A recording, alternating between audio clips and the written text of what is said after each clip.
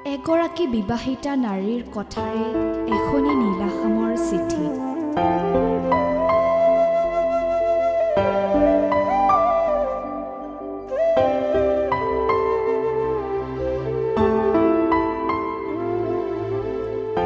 নিৰুপম গগৈ।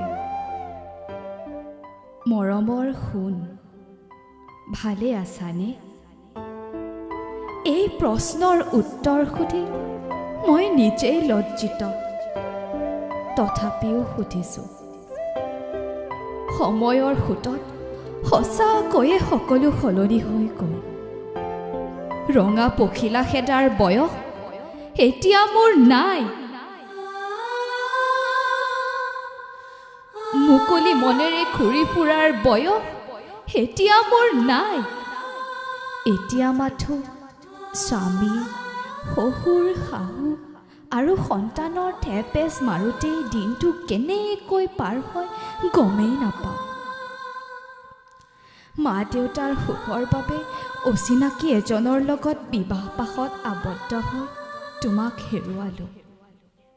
মই জানো নেদেখাজনে যে মোক কোনো দিনে ক্ষমা নকৰে, আৰু সেই কথা মই ভালকৈ জানো।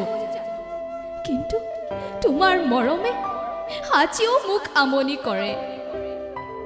এইটো নহয় যে মোক স্বামীয়ে মৰম নকৰে, তেওঁ মোক বহুতেই মৰম কৰে, কিন্তু তোমাৰ প্ৰেম সুকীয়া আছিল।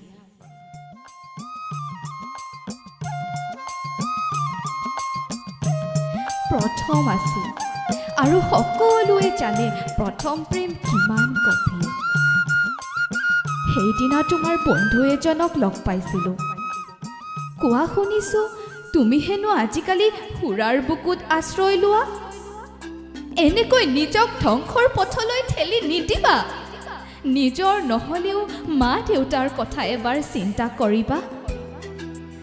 অকলশৰীয়া ল'ৰা, তোমাৰ কিবা এটা হ'লে তেওঁলোকৰ কি হ'ব? মোৰ কথা চিন্তা নকৰিবা, দুখত পোত যোৱা জীৱন। তোমাক ক'ব পাহৰিছিলোঁৱে, কিছুদিন পূৰ্বে মোৰ এটা ল'ৰা সন্তান জন্ম হ'ল। চকুজুৰি প্ৰায় তোমাৰ দৰে, দেখিবলৈ একেই। তাৰ নামো তোমাৰ নামৰ প্ৰথম আখৰটোৰে থৈছোঁ, কাৰণ তোমাৰ সৈতে পাৰ কৰা সোণালী অতীতবোৰ যেন পাহৰি নাযাওঁ।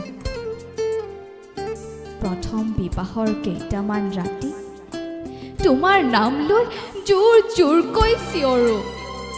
স্বামীয়ে সোধে, কোন হয় তেওঁ, কাৰ নাম লৈ তুমি ৰাতি চিঞৰি থাকা? মই নীৰৱ হৈ তেওঁৰ কাষৰ পৰা মাথো আঁতৰি যাওঁ। কেনেকৈ যে কটালো সেই দিনকেইটা। কিন্তু তেওঁ ইমান বেয়া নহয়, বহুত ভাল, মোক বহুতেই মৰম কৰে, তথাপিও তোমাৰ সমান নহয়। পাৰা যদি এই বহাগত লগ কৰিবাচোন, তোমাক চাবলৈ মন গৈছে। সেই তাহানিতে লগ কৰা জুৰি গছজোপাৰ তললৈ আহিবা, প্ৰাণ ভৰি চাম তোমাক এবাৰ।